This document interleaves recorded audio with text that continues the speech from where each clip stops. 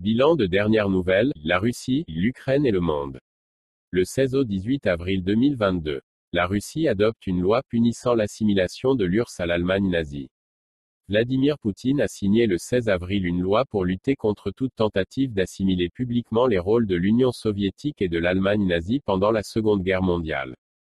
La loi en question prévoit d'une part des amendes allant jusqu'à 4000 roubles et jusqu'à 15 jours de détention administrative pour les particuliers, et d'autre part, des amendes allant jusqu'à 100 000 roubles pour les entités.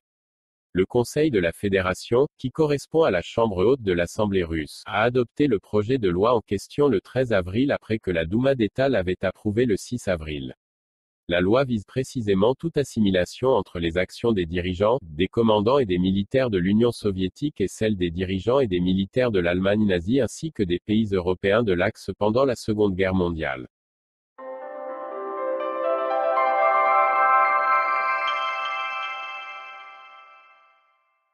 Est-ce que des instructeurs britanniques de retour en Ukraine? D'après le Times, des instructeurs britanniques auraient été récemment envoyés en Ukraine pour y former l'armée, alors que Londres avait retiré ses formateurs militaires au début de l'offensive russe.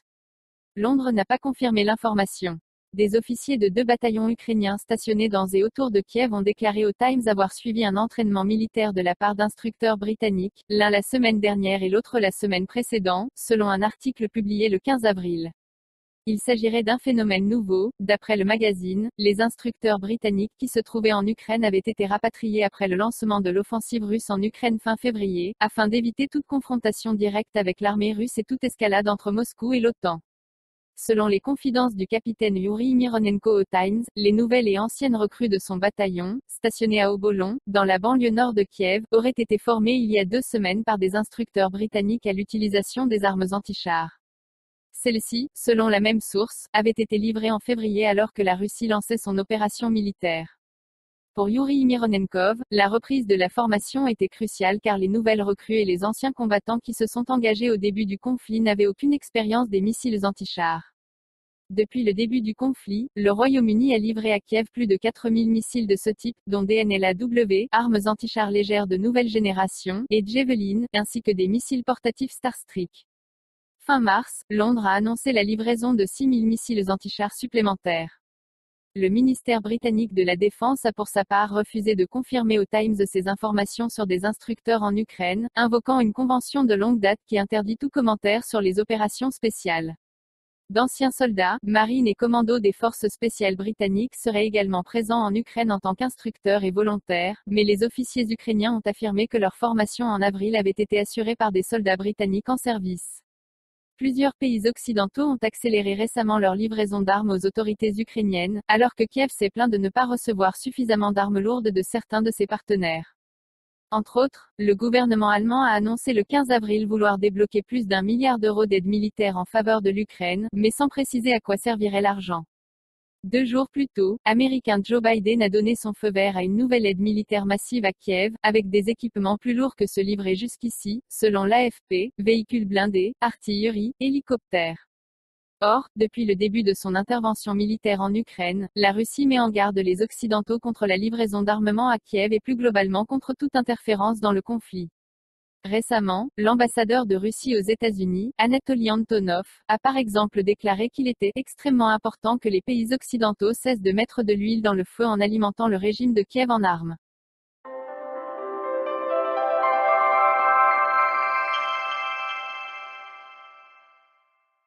L'Allemagne veut débloquer plus d'1 milliard d'euros d'aide militaire à Kiev. L'accroissement des livraisons d'armes occidentales à l'Ukraine se poursuit. Le gouvernement allemand entend débloquer plus d'1 milliard d'euros de matériel destiné à Kiev, qui a reproché à Berlin ces dernières semaines un soutien trop timoré. Le gouvernement allemand a annoncé le 15 avril vouloir débloquer plus d'1 milliard d'euros d'aide militaire en faveur de l'Ukraine, mais sans préciser à quoi servirait l'argent, alors que Kiev se plaint de ne pas recevoir d'armes lourdes de Berlin. Ces fonds sont prévus dans une rallonge budgétaire pour cette année. Au total, tous pays confondus, Berlin a décidé de porter son aide internationale dans le secteur de la défense à 2 milliards d'euros, dans le cadre de ce collectif budgétaire, la plus grande partie étant prévue sous forme d'aide militaire en faveur de l'Ukraine, a précisé à l'AFP une porte-parole du gouvernement. Cette enveloppe de 2 milliards d'euros ira en majeure partie à l'Ukraine, a confirmé sur Twitter le ministre des Finances Christian Lindner, ce qui garantit à Kiev plus d'1 milliard d'euros. Les fonds doivent servir à l'Ukraine à financer des achats d'équipements militaires principalement. Le gouvernement allemand cherche par ce biais à répondre aux critiques croissantes en provenance des autorités ukrainiennes, mais aussi de certains de ses partenaires de l'Union européenne comme la Pologne ou les États baltes, sur son manque apparent de soutien en matière d'armement à Kiev. Le chef de l'État allemand, Frank-Walter Steinmeier, a ainsi subi cette semaine un camouflet diplomatique en voyant une proposition de visite à Kiev, qu'il avait faite, refusée par les autorités ukrainiennes. Ces dernières reprochent au président allemand, et ancien ministre de Affaires étrangères, qui aujourd'hui a essentiellement un rôle honorifique, d'avoir mené un politique supposément trop favorable avec la Russie pendant des années. Et elle demande plutôt la venue du chancelier Olaf Scholz, avec la promesse de livraison rapide d'armes lourdes. Le chancelier social-démocrate rechigne toutefois à autoriser de telles livraisons, comme des chars d'assaut, prises sur les stocks de l'armée allemande, de crainte d'entrer dans un engrenage militaire dangereux avec la Russie. Il doit de surcroît affronter un début de crise au sein de sa coalition gouvernementale, qui réunit également des écologistes et des libéraux. Ces derniers sont de plus en plus favorables aux livraisons d'armes lourdes et reprochent ouvertement à Olaf Scholz un manque de leadership. Pour rappel, la Russie a lancé le 24 février une opération militaire en Ukraine, dénoncée par Kiev et les Occidentaux notamment comme une guerre d'invasion. Selon le président russe Vladimir Poutine, cette opération vise à démilitariser et dénazifier l'Ukraine et à porter secours aux républiques autoproclamées du Donbass, reconnues par Moscou, dont les populations seraient menacées de génocide. Depuis le début de son intervention militaire, la Russie met en garde les Occidentaux contre la livraison d'armement aux autorités ukrainiennes et plus globalement contre toute interférence dans le conflit. Par exemple, l'ambassadeur de Russie aux États-Unis, Anatoly Antonov, a récemment déclaré qu'il était extrêmement important que les pays occidentaux cessent de mettre de l'huile dans le feu en alimentant le régime de Kiev en armes.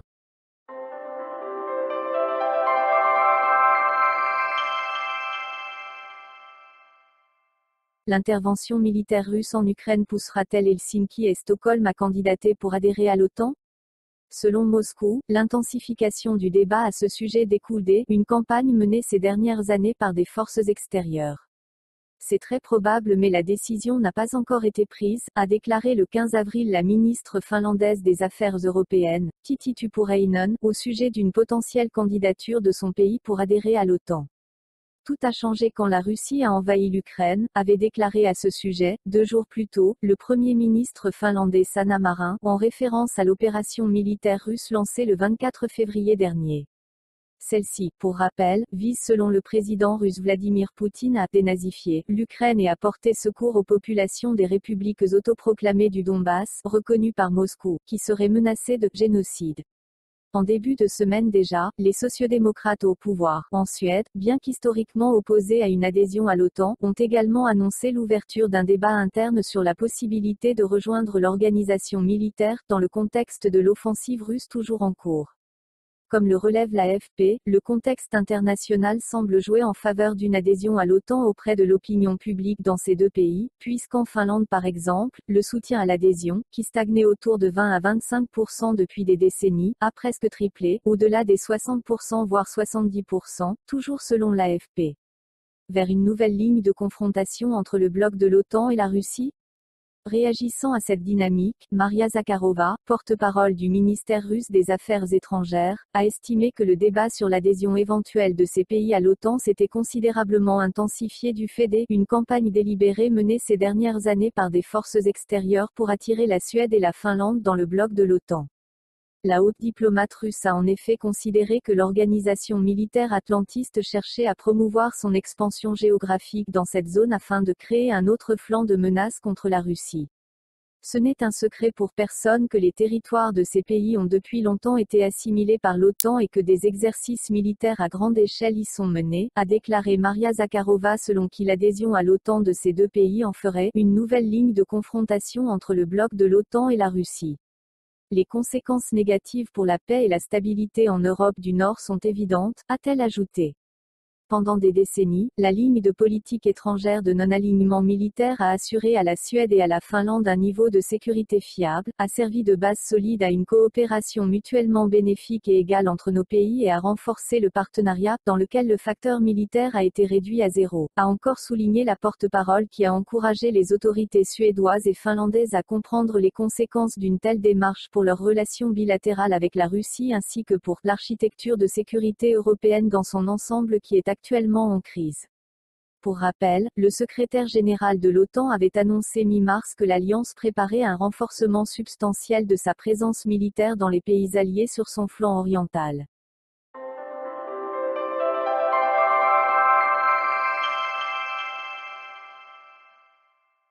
Moscou a fait savoir que des frappes russes avaient détruit une usine de munitions de Brovary à l'est de Kiev. Les forces spéciales ont quant à elles libéré des otages détenus dans une mosquée turque de Marioupol, sur demande d'Ankara. Le porte-parole du ministère de la Défense russe a déclaré le 17 avril que des frappes menées dans la région de Kiev avaient détruit une usine de fabrication de munitions située aux abords de l'agglomération de Bovary. Le maire de Brovary, Igor Sapojko, a de son côté affirmé que certains éléments d'infrastructure ont été touchés aux premières heures le 17 avril. Le porte-parole précise par ailleurs que, sur l'adresse le 16 avril du président de la Turquie Recep Tayyip Erdogan, une opération spéciale dans le quartier de Primorsky a été effectuée afin de libérer les otages détenus par des nazis ukrainiens dans la mosquée turque. Les otages auraient été libérés selon ces déclarations, et 29 militants, notamment des mercenaires étrangers, ont été éliminés.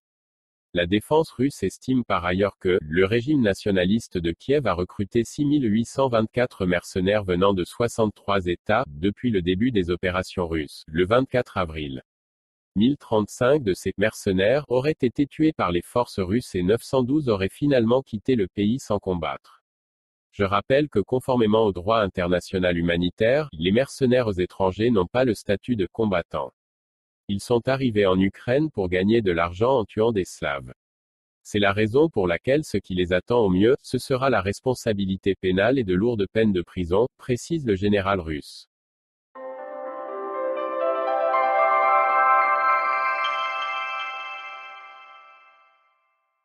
Daesh appelle ses partisans à profiter du conflit en Ukraine pour reprendre les attaques en Europe.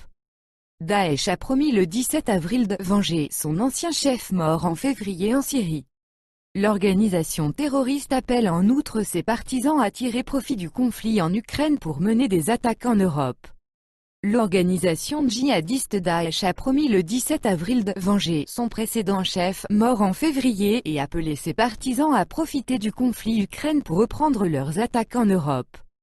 Le 3 février, le président des États-Unis Joe Biden avait annoncé la mort de l'ancien dirigeant de Daesh, Abu Ibrahim al-Hashimi al-Qurashi, qui s'était fait exploser au cours d'une opération des forces spéciales américaines dans le nord-ouest de la Syrie, région sous contrôle de djihadistes.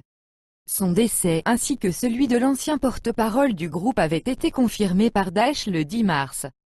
Nous annonçons, en nous appuyant sur Dieu, une campagne bénie pour se venger de la mort du chef de Daesh, a déclaré Abou Omar al-Mouhajir, le porte-parole du groupe, dans un communiqué audio diffusé le 17 avril sur la chaîne Telegram leur étant attribué. Daesh a également appelé ses partisans à reprendre leurs attaques en Europe en saisissant l'occasion du combat entre croisés, en allusion au conflit ukrainien. Après une montée en puissance fulgurante en 2014 en Irak et en Syrie voisine et la conquête de vastes territoires, Daesh a vu son califat autoproclamé être renversé sous le coup d'offensives successives dans ces deux pays, respectivement en 2017 et 2019. Cependant, Daesh maintient une présence largement clandestine en Irak et en Syrie et mène une insurrection soutenue de part et d'autre de la frontière entre les deux pays, selon un rapport de l'ONU publié l'an dernier. Dans ces deux pays, l'organisation djihadiste conserverait en tout 10 000 combattants actifs, d'après la même source. Daesh a aussi revendiqué des attaques en Afghanistan et au Pakistan et des groupes djihadistes affiliés opèrent également en Afrique.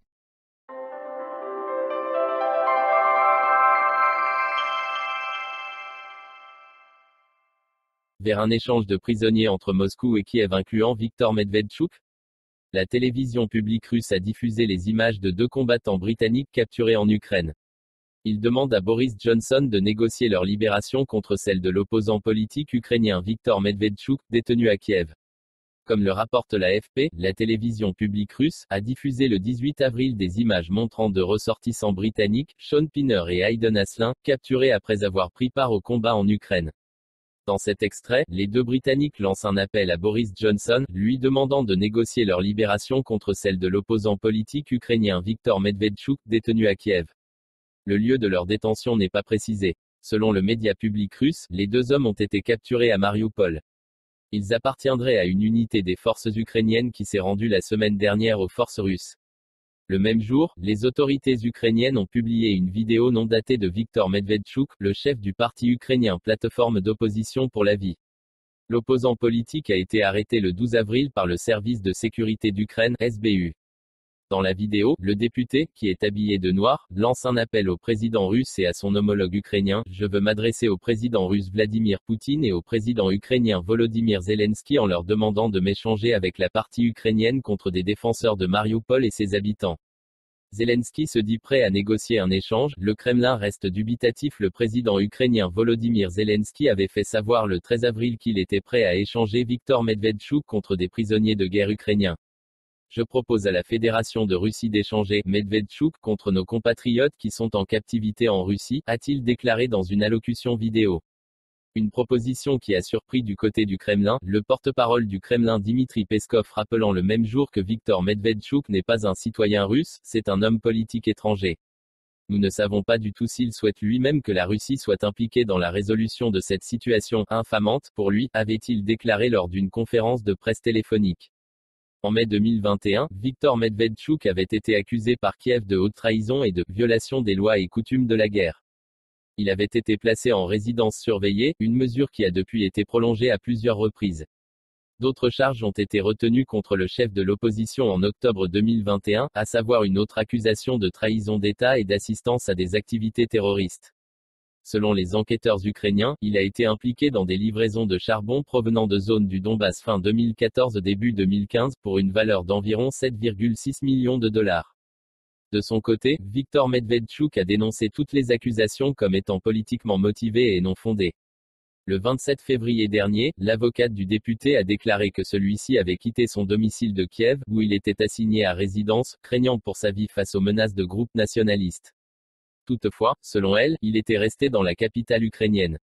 Le 18 mars, un tribunal ukrainien a condamné l'opposant par contumace et l'a inscrit sur la liste des personnes recherchées.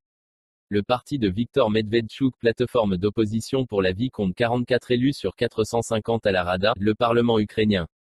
C'est le principal parti parmi les 11 partis politiques dont les activités ont été suspendues en vertu de la loi martiale en Ukraine, le 20 mars dernier, en raison de leurs liens présumés avec la Russie. Viktor Medvedchuk est accusé entre autres d'entretenir des relations amicales avec Vladimir Poutine qui serait, selon ses dires, le parrain de sa fille.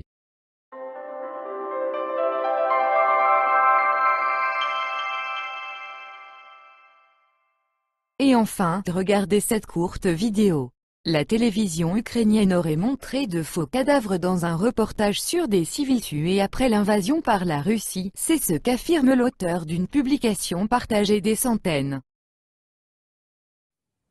Look, we're going to use the at least 59 people killed, at least 149 people wounded. Those numbers are going to go up. There's just no question about that. I mean, you have fierce fighting in a number of locations around the country. You mentioned Chernobyl. Russian forces quickly overtaking that area. We understand they are still in control. The other thing that went down today that was of huge importance was Russian paratroopers went into an airfield 15 miles outside of Kyiv, and for a short period of time this afternoon, they held